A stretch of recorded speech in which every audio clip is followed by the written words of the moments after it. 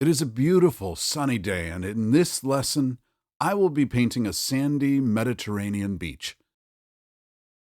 When painting on location, it is a good idea to stand in shadowed areas to prevent direct sun rays from hitting an artwork or a palette. Here is the watercolor artwork that I will create in today's session.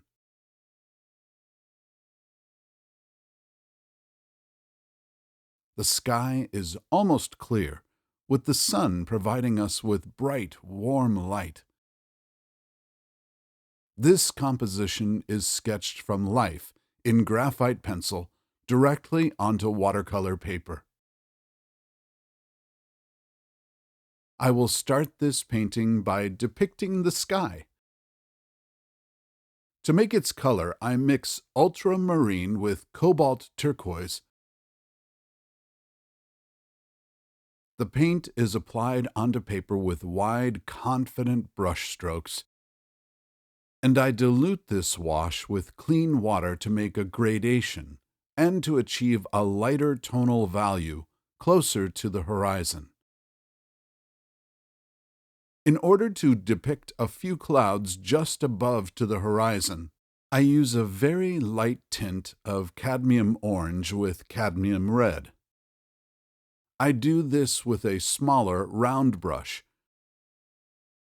For the terracotta roofs, I am using cadmium orange, cadmium red, and a bit of ultramarine. Blue paint is added because the roofs are in shadow and their color is dark and cold.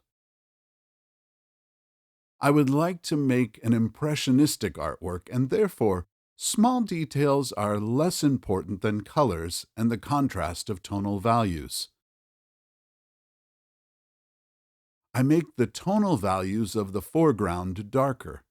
This is to create an illusion of aerial perspective.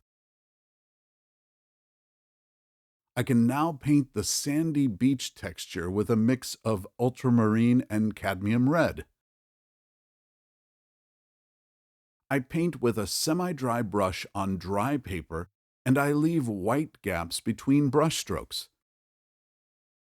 Painting in watercolor does not always go as intended. It is a challenging and very interesting medium to paint in. It is time to take the masking tape off from the paper. This should be done carefully, otherwise you may damage the paper surface. Wet sand reflects the sky and is darker than the rest of the beach. For this dark sand, I apply ultramarine and cadmium red, as well as adding cadmium orange into the mix.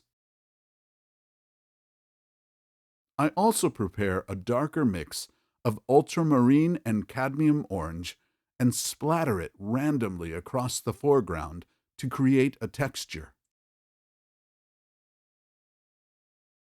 Here is the finished watercolor. I hope that you have learned something new with regards to painting seascapes.